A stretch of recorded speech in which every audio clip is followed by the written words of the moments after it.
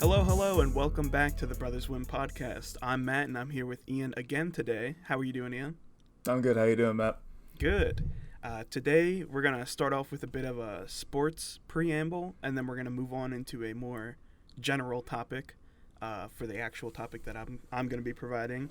And so let's get right into the preamble. Should we tell people who don't like sports to skip to 5 minutes into this podcast? Yeah, skip about 7 minutes. 5 minutes in. We won't know exactly how long, but yeah, we will not be going for too long. I'd say go into 7 minutes and you'll be good. But if you want to listen to a little bit of NFL quarterback talk, we're going to go ahead with that because we're interested in that. So anyway, go ahead, Matthew. As Ian said, we're going to talk about the quarterback situation, the free agency, the trades that have happened, potential trades, potential spots, landing spots for big people. Mm-hmm. I think the biggest one is Deshaun Watson. Where is he going to go? Yeah, and if he's going to stay, even is kind of the big thing. The Texans don't have to trade him is the thing. Yeah. And if I'm the Texans owner, do I really want to trade one of the top, probably two quarterbacks in the league? Probably three. I'd put him top three, but still. Yeah. And then probably take a dead cap hit. I don't know if that's how that would work, but it wouldn't be in the best interest of the Texans. But if he's sitting out, then, I mean, you have to trade him then, right? If he's going to sit out will he sit out for 5 years? It's kind of we'll blink first. Yeah, the thing is, it's the team is already in the shithole. There's They're no bringing it back. The Mm-hmm. second best player is Laramie Tunsil on the team now. And that's not a position that is really needed when you don't have a quarterback. You don't need to protect your quarterback when you don't have a good quarterback to protect. Taylor Heineke behind him, you think, dude, he got signed, on the Texans, yeah. Still, so he's part of the trade package to the football team. Yeah, but in this world, let's imagine he's getting traded. Where do you think / want him to go to?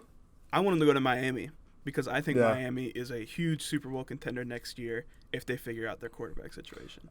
I think Miami makes a lot of sense. I think they are probably the second most likely team considering they have the third overall pick. I think the Jets are probably the most likely team. Yeah. If they're willing to trade him within the AFC. Both of those aren't in their division, but still within the conference. So that's the only thing.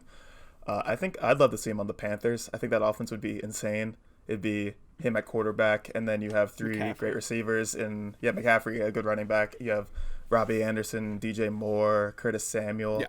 No, that'd be a powerhouse offense. Their defense would still need work because they're young, but they got some young talent there with Jeremy Chin and is that the new safety that they have? Yeah, he's great. I love him. But I think the Panthers would be a lot of fun. I think they could compete for a Super Bowl probably the year after they get him. So any team 100%. Is in the talk for it. I think as soon as they get him, I think they will be better off. They will have to spend a lot to get him, but and that's the one thing with the Panthers. I'm not sure if they can afford. I mean, they probably have the 9th pick, I think, but that's going to be tough.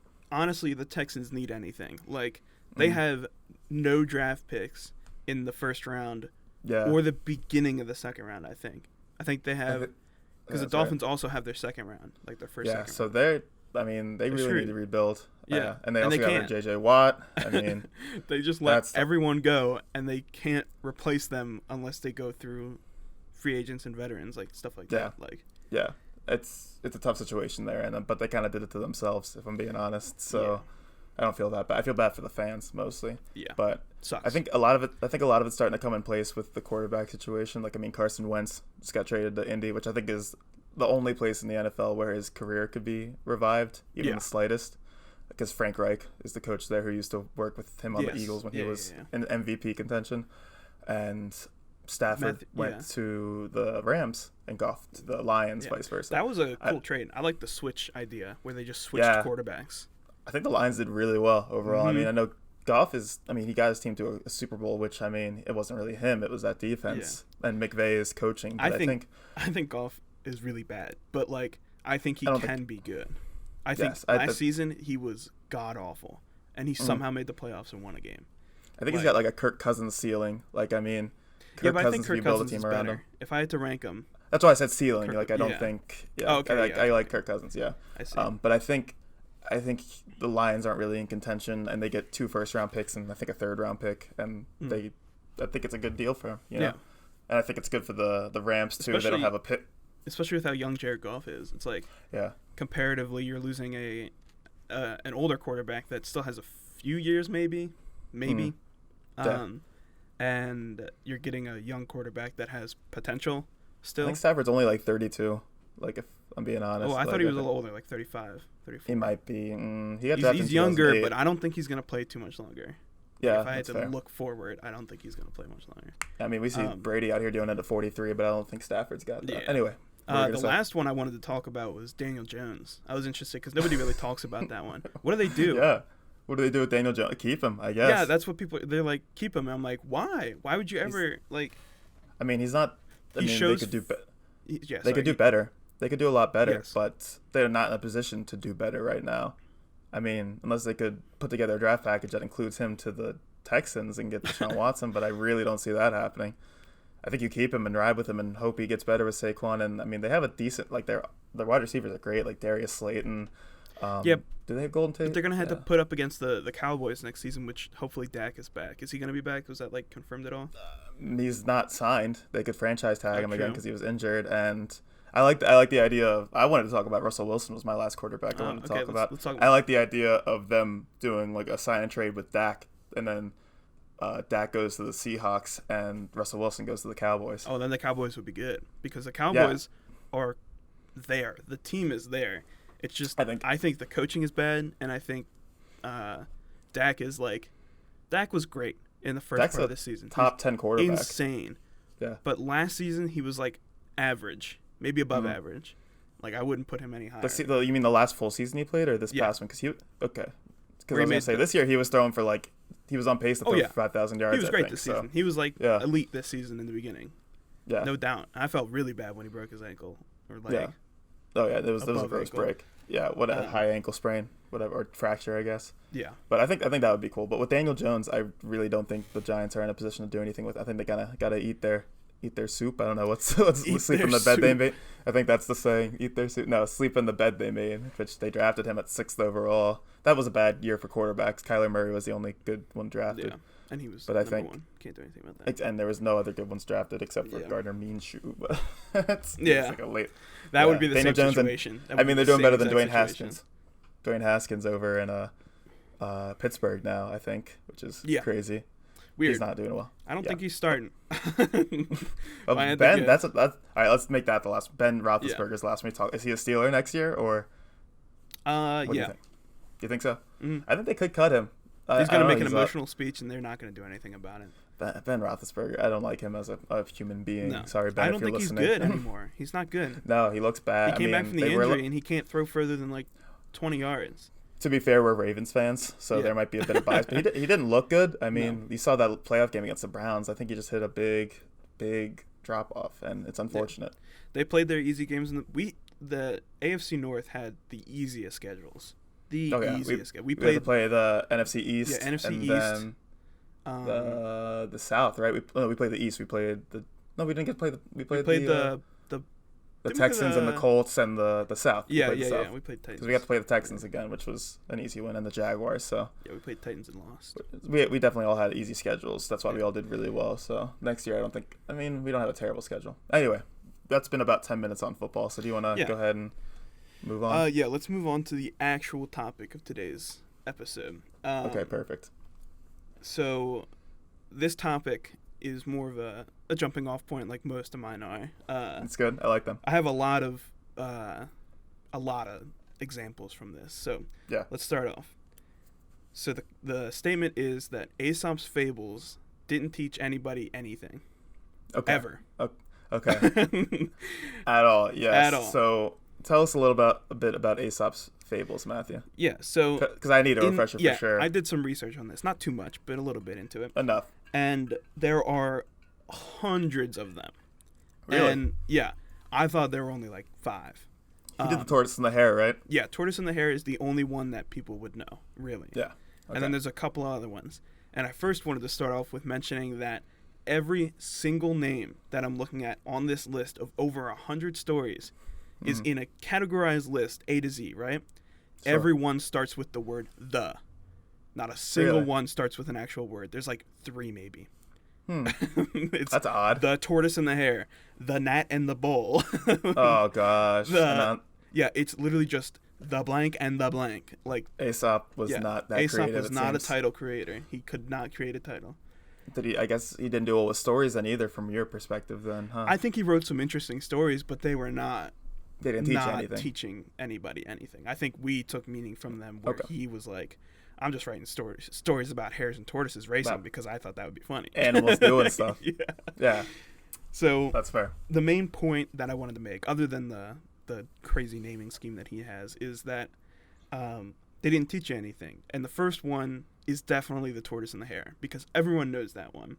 And if you don't, the story basically goes, there's a hare and a tortoise, and they're at a race. They got to race each other. The hare goes so quick, and the tortoise goes so slow. And the hare gets cocky as expected, and sleeps on the side of the road. And the tortoise walks his way, keeps walking, and wins the race because the hare overslept.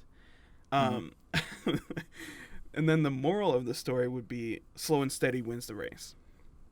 But if you think about that, that's not a good moral. That's not a good idea. Like, you can't just tell kids slow and steady wins the race, because that's not always the case. Not actually, most of the time it's not. I feel like that's really not what that story, you even describing that story in that little bit, my like now adult brain hearing that, the more like actual thing I learned from that is that you shouldn't be arrogant, because that bunny was arrogant. He's like, I can take a nap here, why not just finish the race then take a nap, you know? They focus too much on the tortoise. There's too much tortoise talk. Too much tortoise talk. We're not a tortoise talk podcast. We're a hare talk podcast. That's our second podcast coming out soon. Keep an ear out for that. Yeah. So the slow and steady wins the race just doesn't make sense. It should be something along the lines of like, don't be arrogant. Don't count your chickens before they hatch. Yeah. Don't. But that's another animal, and Aesop really can only do the two animal thing. He's like, I can't do chickens, tortoises, and hares, so he's gonna cut out the chickens with hatching eggs and all that. Yeah. So there's a lot of these, and I will say that my blanket statement of that they didn't teach you anything doesn't really work, because there's hundreds of them, which meaning that there are some that actually have like some decent meaning to them. I mean, if you look at any piece of media, I feel like you're going to learn something from it. Yeah, there's some surface level thing that you could skim off the top and be like, that's what it meant. Don't be arrogant, Yeah, and they're just, some of them are just insane though. And people, I'm looking at these articles and they write them down like they're like the Bible, like they're God's teachings. And they're like, they have images with like quotes and happy animals. Then they post on there and they have like, oh, the wolf and the crane don't always expect a reward. That's the moral of that one. I don't even know what that means, but I don't think that's I don't. And then all sounds. These sound like Facebook memes, honestly. Like Aesop was the Facebook meme before. For our visual listeners, that's one of the memes that they put on there. The quote. Sorry, hold on. It's just some wolf. Focus. Basically, it's like a Facebook meme of a wolf, just a random wolf, not doing anything.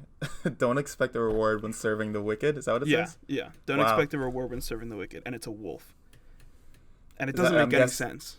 I feel like you could guess all these stories pretty much with the name of the story and what they think is the moral, because that crane probably like needed a ride on the wolf's back and then the wolf ate it or something like that, like similar to the scorpion and the frog. Fun game. You just thought of a fun game, and that's the new game show for the rest of the episode. Let's go. I have a list of 12 Aesop's fables. I've read one that he knows, and there are 11 that he doesn't, and I just read one title.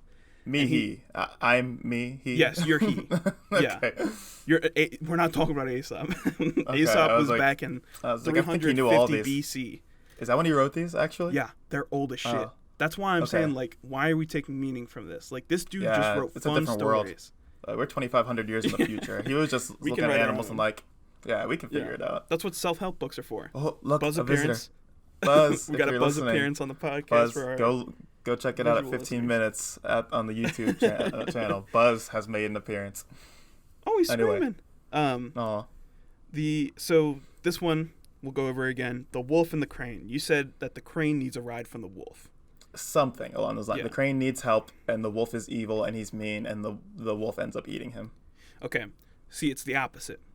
A wolf has a bone stuck in his throat. He hires a crane for a large sum of gold to put her head in his throat and remove the bone. When the crane removes the bone, she demands her reward. The wolf smiles and replies, "Surely you have been given enough reward by me not eating you." Okay, that makes so sense. where do wolf get gold from is my first question. Yeah. How is he? Yeah. I don't know. That doesn't make sense to me. Where's a wolf getting gold? Does he have a day job? Oh, excuse me. He's got a day stash, job? don't worry. Is he But stealing gold? Even if he had gold to give, it doesn't make sense. Yeah. How is this immoral? How is this a story that we would teach children and be like, yeah, you should expect this? That's not... The moral I'm getting from this is don't help people. Yeah, don't help anybody because they're not going to be nice to you afterwards. Yeah, it's like in real life, you should help people without expecting a reward. And so in this story, it's basically like everyone is evil. If you help someone, they won't give you anything, and you're lucky they don't hurt you. Yeah. Don't help people. Yeah, okay. Thanks, Aesop. Right. Let's go to the next one. So to clarify what the game show now is, because we're starting a new one, I'm going to read the title and the moral of the story. Mm-hmm. So you have context. Moral quotes. Yeah. The idea of the story. What Aesop was trying to teach. And then you guess. All right? Okay. I like that. I'm down. This one is The Lion and the Mouse. That's the title. Moral. Okay. No act of kindness is ever wasted. Okay. Play along at home too. You can guess, but unless you're an Aesop fables pro, which in that case you're wasting your life. So I'm sorry. I didn't mean to insult you, but you should find a new hobby. So The Lion and the Mouse and no act of kindness is ever wasted. Is that what basically that? Yes. Okay. So similar situation. The lion has something wrong with it. And the mouse is like scared of the lion, but the lion's like, "Hey, I need help, little man." And he's like, "All right, let me help you."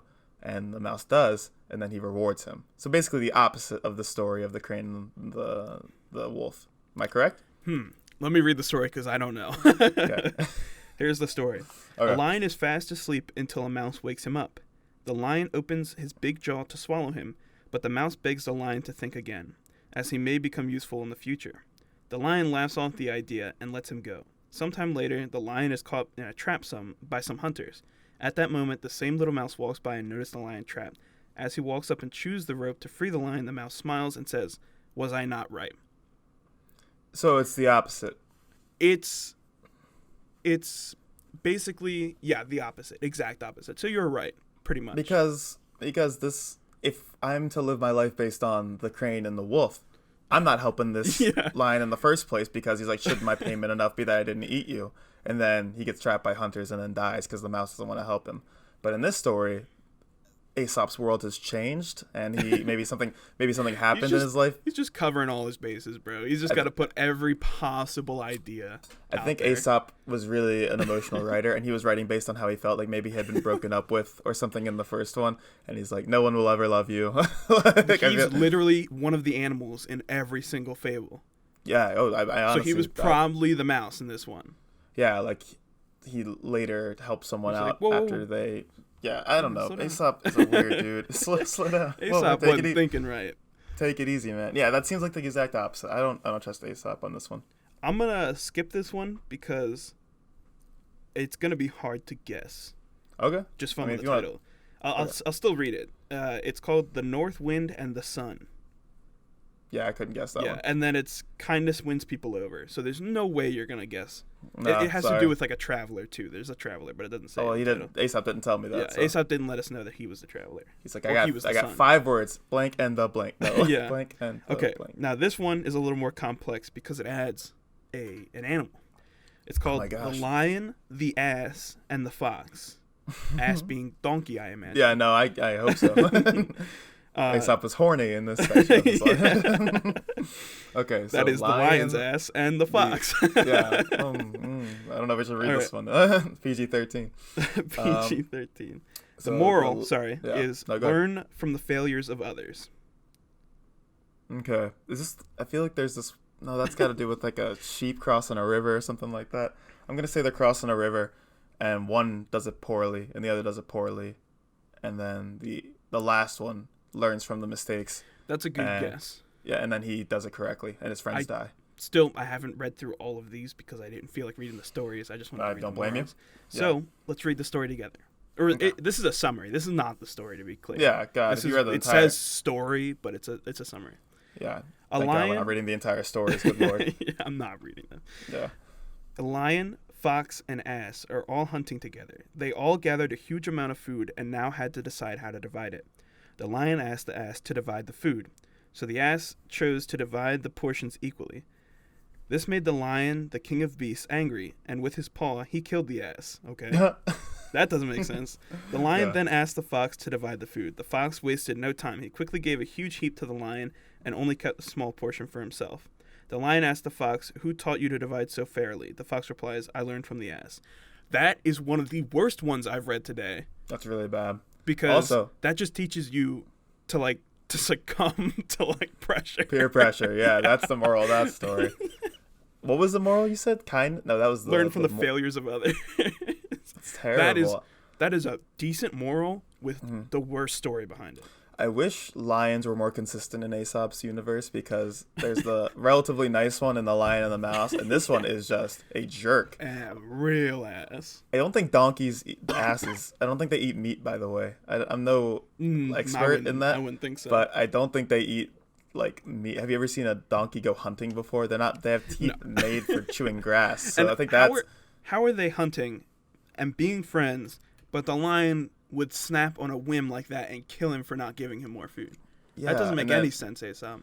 So you could teach kids to be fair, or not even, that's not what the story's about. You could teach kids to learn from their mistakes in other ways, a lion fell down and scraped his knee, so he learned not to go run. I don't know, something. You can make all the lion I could write a story with that in 5 minutes probably. That's just, I guess Aesop's from 350 BC, so he doesn't really know.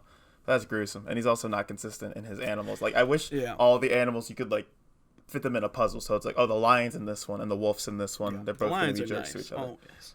Except for this one. Yeah, but okay, yeah. Except they should be all nice. Every animal should be nice. Because what's the point of it being a lion then at that point? Okay. Yes, yeah, that's true. There's no point in being a lion.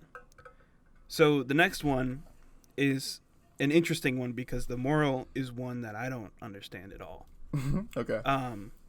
But it's one that I think I've heard before. I've heard the title at least. It's called The Gnat and the Bull. And I said it earlier in the podcast, but it's called The Gnat and the Bull. I feel like that's familiar to me too. The moral is you're probably not that important. Ouch. Okay. That is not a moral of a story. That's not a moral. That's just a depressing, probably fact. Yeah. But and the little image at the bottom makes a little more sense, but it's still a little weird. The quote changes and says, "Some men are of more consequence in their own eyes than in the eyes of others." Okay, so that's basically it's being full of yourself. Yeah, it's basically some people think they're more important than they are. Yeah, but boiling it down to you're probably not that important takes the people that are full of themselves and gives them the moral correctly, but takes the people that aren't and tells them that they're shit. That they aren't worth anything. Yeah. Well, mental health wasn't as big of a deal in 350 BC as it is now. There was no Bell Let's Talk for Aesop. I think he was just I don't care. We're all gonna die, aren't we? Aesop seems like he's got a very negative view of the world. Most of these aren't very positive. Yes. I don't know why you're telling kids these, because if you're trying to teach adults this stuff, don't say it in terms of animals. Give it real world examples so they can be I'll look out for that. If you're trying to teach people things, self-help books. If you're trying to teach kids these lessons, that's just wrong. Most of these lessons kids shouldn't know. Yes. Excuse me, I think. So, anyway, let's hear this story. I have no idea what this could be. Maybe the gnat steps on the bull, or the bull steps on the gnat, and then it's you're not important. I don't know. Okay. A gnat settles down on the horn of a bull. After a while, the gnat decides to fly off. Before leaving him, he asks the bull if it's okay for him to leave. The bull didn't even notice the gnat, so replies, "I don't know you. I did not know you had come, and I shall not miss you when you go away." That is not a story.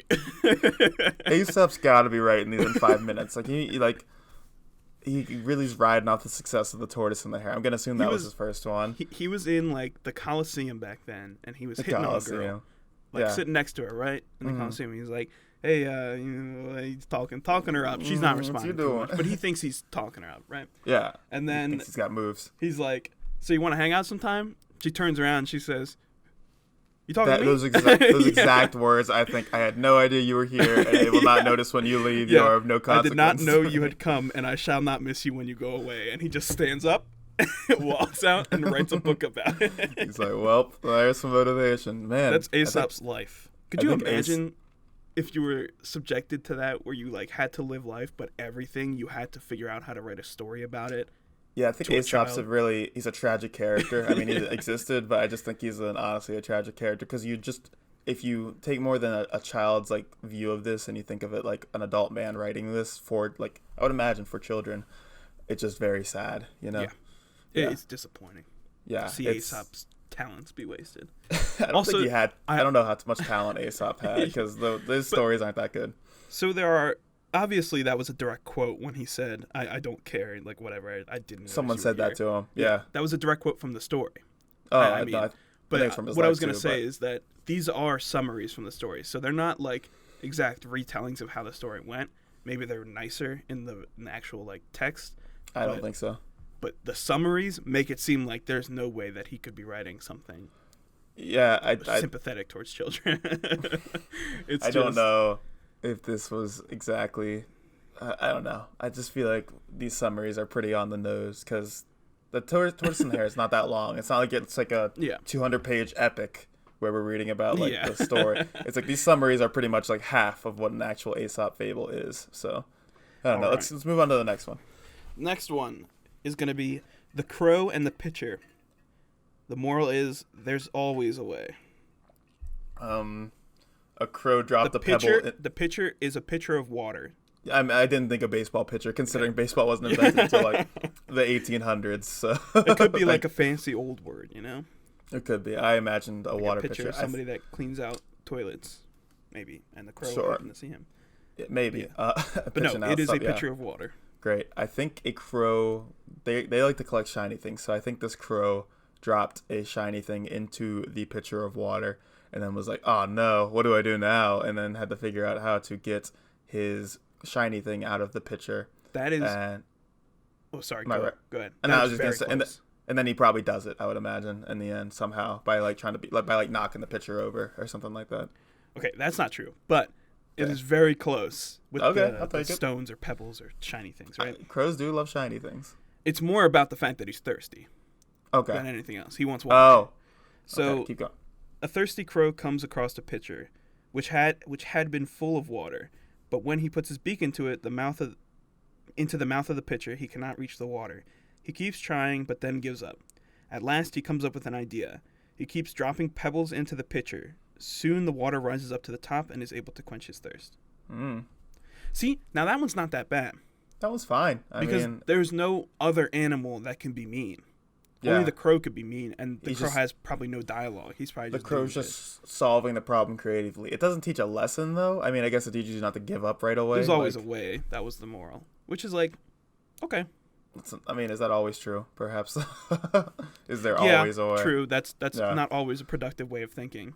I think that could be a really bad way of thinking sometimes. I think basically don't give up right away because the crow could have been like, ah, dang. Or maybe something like dire circumstances lead to ingenuity. I don't know. That sounds a bit more dark for a child to learn, but I mean. Yeah, but I mean, I think that's the more likely moral. I mean, one of his was like, you're not important, you should kill yourself. So, I mean, but then this quote down here in the image, it's got a crow on a branch, and it says, little by little does the trick. So they changed it. Again, it's pulled off of Google Images probably, so a different interpretation. But that one's not good either. That one's worse than the first one. You could have a monkey write on like an iPhone, like text on an iPhone, and have autocorrect fix it so it's actual words, and have it be completely random, and someone could find meaning from it. So I don't think Aesop is some genius over here. No, I think Aesop wrote a lot of stories, and people were like, he had to be good. This is how English teachers make a living. I mean, like we used to call AP lit, AP literature, which is a class I took in high school, AP bullshit, because it's such a you just kind of have to make up whatever you think the teacher wants to hear. Yeah. You know? And it's always different. Like, when I took AP Lang, my teacher hated my writing. And then I also took AP Lit, and she hated my writing. And then I went to college and my professor loved my writing, like gave me like the best scores on my essays, and I wrote the exact same way I wrote in high school. And I'm like, how is this fair that I got C's and D's in high school? Well, I didn't get D's in English classes, but I got C's. I got both C's in those classes, and I was like pissed off because I was like, I don't know, I did the work. Like that was the class I actually did the work for, and I couldn't get a B even.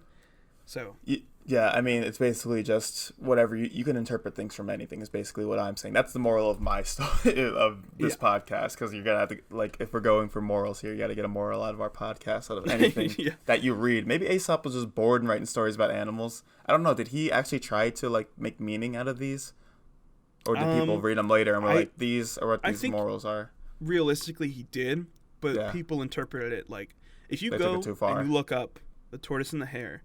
Well, maybe not that one, but maybe another one. I guarantee you there are hundreds of articles that have hundreds of different morals coming out of those stories, and probably none of them were the ones Aesop was thinking of. Maybe he was just writing to, like, vent. That's what I'm saying. Yeah, because some girl's Coliseum broke his heart, so he just wanted to say that nothing matters. But he always came back on the story, though, you know? Like, it always seems like there was, like, well, maybe not in The Gnat and the Bull. Yeah. That one just seems like it was like he got rejected and he was mad. And life doesn't matter, and you're of no consequence to anyone. So, Anyway, you want to go into the next one? Yeah, let's make this the last one. Okay. The ants and the grasshopper. The ants, plural. Plural. Okay, I was gonna say. Did you mean to say that? Yes. The moral is work hard and play hard. The other one that is more specific is there's time for work and there's time for play. Okay. I'm gonna I think that the ants, they're traditionally hardworking. They build their little ant hills, so they were working hard and building their ant hill, tirelessly carrying stuff back and forth. And the grasshopper was like, "What y'all doing?" And they were like, "Oh, like just doing our jobs. Like we do this all the time. We don't really take breaks." And he's like, "Why don't you take a break?" Like, we don't do that. And then eventually they learn how to let loose and have fun. Which is like, that would be a nice story to read. I think that's also the moral. Nice stories, That's also the moral of like every like Hallmark movie where there's like one like stuck up business person who's like, I don't have time for Christmas. I have a proposal due at 12 midnight tonight, and then some hunky dude comes into town who used to go to their high school and teaches them how to love and make time for family during Christmas, which is see, like that's even happier than anything Aesop's written. But I think Hallmark movies have more potential to teach you things than a Aesop fable. So anyway, this one's a little morbid if you think about it and you care about grasshoppers. The story is a grasshopper spends his summers singing and dancing while a team of ants has worked hard all summer collecting food for the winter. He doesn't understand why the ants work so hard. When winter comes, the grasshopper finds himself dying of hunger and sees the ants serving up food to survive. He then understands why the ants are working so hard. I don't think the ants are serving up food to him. No, it doesn't seem like it. I think he's just starving to death. Yeah, I think he's going to die. And they're all eating, and he's like, oh, dang, I probably should have done something. Okay, I see now. And then he dies. Grasshoppers are bigger than ants. I feel like the grasshopper could have just killed a couple ants and, like, established dominance and stolen their food. Maybe not, but... Yeah, 100%. But Aesop wasn't thinking. He's got to find some new animals to write about. Aesop thought that donkeys ate meat, so I don't think he really knew the He wasn't any Charles Darwin out here. He didn't know. He's like, well, that's the ants' food. The grasshopper can't eat the ants. I mean, you can't steal unless you're one of the other animals in my story, like a lion who steals food. Grasshoppers don't steal in this universe. They steal in the other Aesop universe. Aesop's universe is all sorts of goofed up. I don't think he's teaching anything to anyone anymore. That one annoys me. But yes, I see where you could try to create a lesson from that. In terms of, probably shouldn't have goofed around all summer and then you die. So, yeah. But if we listen to Aesop, also that grasshopper's life had no consequence and no one cared about him. So it's probably for the best that he died. So yeah, but I think about it as like a human standpoint. Like usually in that type of story where like the one grasshopper's having fun, it's almost like what you were saying, like where like eventually the other person has fun too, or like they learn to love the small things or something like that. Like that's a simple one. But in Aesop's, he's always like, they're going to die because of their consequences and their actions. Like, that one's going to die. and that's how life goes. That's I guess. That's not how you teach children. That's its nature, I guess. I don't know. I don't know. Aesop was crazy on there. Do you have anything else you wanted to talk about this? Because I have an option for what we could do here at the end. Yeah, let's do what you do. I want to make our own Aesop's fable in like 5 minutes and try to make it better. So, but we have to follow the style that Aesop does, but we wanted actually to teach a lesson. So let's pick 2 animals here that would actually, that are like, that make sense, that could see each other. I think the crow was good. I think he had something with the crow going on there. The crow and the pitcher, but let's do the crow and the dog or something like that. Or well, what could steal the crow's gems? I like how we just said that with no context. Like, for context, some crows do like pick up little gems and they like lay them out around. If someone just started watching the podcast at like 35 minutes in, and they heard, well, what if the crow got his gems stolen? Who steals a crow's gems? What animal could steal a crow's gems? You're just now joining us for some reason. Sorry. Okay. So I think a raccoon is a traditional thief animal because it looks like a bandit. So the crow and the raccoon, I think, is the name of it. So yeah, this crow has a hobby, which is collecting shiny things, right? Yes. That's probably its hobby. And it collects them and it stores them in its little crow house, which could be a nest, I guess. And in this nest, I think this raccoon also lives, right? Yeah. He like hangs out in the tree and he sees all these shiny things when the crow's not there. Right? Does that make sense? And he goes, whoa, all these shiny things are for me. And he slowly starts taking them. And the crow's like, yo, where's my stuff at? Yeah. So the crow... Do you want to join in? Sorry, I feel like I'm taking over I'm thinking. So I honestly, I was just looking up if that was actually a story already. Because I wouldn't doubt it. And I found something called The Crow and the Raccoon, a suburban fable. A suburban fable. Not okay, so that's new. Yeah. So I'm sorry if I'm stealing this from someone. Let me finish off with this because we might have been copywriting from this man. Basically, the crow stakes out his nest, sees that the raccoon is stealing it, and he goes, "Hey, those are mine. And why are you taking those?" And the raccoon goes, "Oh no, I'm sorry. I didn't realize this was your home. I thought these were just hanging out here." And it's a huge misunderstanding. And the crow goes, "Oh, that's okay. I understand. I didn't really have any markings here." And I he goes, hope you die. No. It's got to be Aesop's. No, I'm playing a new Aesop. We're done with Aesop. And the raccoon returns all of the stolen things and says, "I'm so sorry for the misunderstanding." And the crow goes, "Hey, it's okay. Things happen." And then the story ends. Mm. And then you find out later that the raccoon was eating the gems because he thought no. And that's the consequence for stealing. The world isn't. Yes. No, I think this doesn't have to be bad. I don't want Aesop to create the stigma that all stories have to end poorly. I think because this is how real life goes, you know? Yeah. Like you're like clipping your hedges or something, and your neighbor goes, "Hey, those are actually on my property." You go, "Oh, sorry, it looks like they're on mine. That must have been a misunderstanding." He goes, "Hey, it's okay. Sorry, I didn't know you didn't know." And then you move on. You don't do that anymore. Yeah. You know, I don't think most thing ends with someone getting eaten or stolen or like murdered. I don't know. And then the next time the neighbor clips his hedges, he drops the hedge clippers and cuts his leg off. Yeah, because he shouldn't have made a mistake. Fable story. Yeah, no, the neighbor would kill you before you had a chance to do anything. He would come over there and slice your head. He would grab your own hedge clippers and cut your head off. Yeah. And then eat you because you didn't give him a fair portion. For clarification, before we end this off, the actual suburban fable of the crow and the raccoon is about like the raccoon being a nocturnal animal and like disturbing the crow's sleep. No, see, I didn't think about that enough. I'm not reading fables. I don't read about the crow and the raccoon. I just think I like the crow idea because the crows are fun. Crows. Have you read the stories about how crows like give humans presents sometimes when they feed them? Like if you feed a crow, it'll sometimes bring back shiny objects to you because you're feeding it. Yeah, it's like awesome. That's so sweet. Crows are great. I think crows are slept on as one of the nicer and smarter animals. But anyway, I wanted to include the crow in there. Yeah. Do you have anything you want to end on Aesop? Our time with Aesop? More just acknowledgement of the fact that the stories have the same title. Yeah, I think that he's not a creative man. I mean, obviously he's not a creative man because I think he writes these. I just wrote that story in 2 minutes. I think Aesop went about a similar fashion where he's like, something just happened to me. Like maybe he went to like the store and something happened. He's like, I'll write a story about that. Who cares? Life is pointless. I'm a gnat on a bull. He saw somebody drop a bit of yogurt on the ground. He was like, and then in his story he killed that person. I think he's working off his story, animal. The yogurt reanimated and killed him. I think Aesop's working through some stuff, and the way he gets it out is through writing these stories about animals, so it doesn't seem like he can be of any consequence. But I think Aesop's got some problems, so it's probably best that he got it out somehow, and if it's through terrible stories for children, then hey, more power to him. I think the humans after him discovering and teaching his writings are the ones that are in the wrong. They're the problem, yeah. But Aesop was just a misunderstood man who wanted to write for himself. I still don't think that gives him any excuses for choosing such terrible titles for his books or his fables, because they are terrible. He needs to be a bit more creative when it comes to that. Also, to be clear, we don't know the history of this. We're just guessing. Yeah, if you're an Aesop fables if you know expert, Aesop's life. Again, sorry for you, but you can correct us. But if you'd like to correct us. If Aesop, you have 30 minutes to get on the podcast and defend yourself. Oh, I'd love a guest spot from Aesop. Yeah. That'd be great. We can get Aesop on.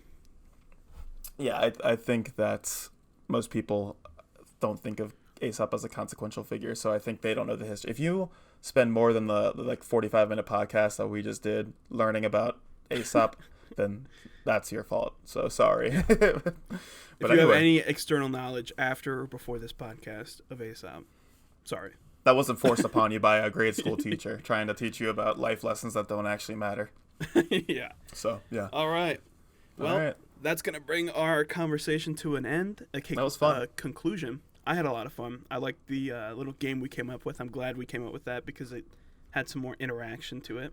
Matthew, what did we learn from this podcast? What is our Aesop moral that we got from this? Did we learn anything today from our time together? I think it's your interpretation moral, how everything is interpreted differently. I'd agree.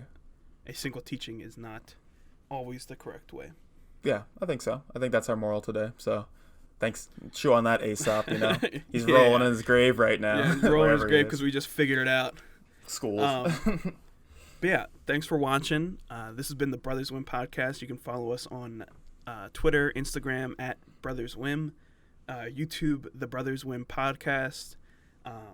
The clips episode for the last episode should be out soon. Should be out the same day as this episode. So check that out if you haven't seen the last episode. And thank you all for watching. Thank you, guys. Bye. Goodbye.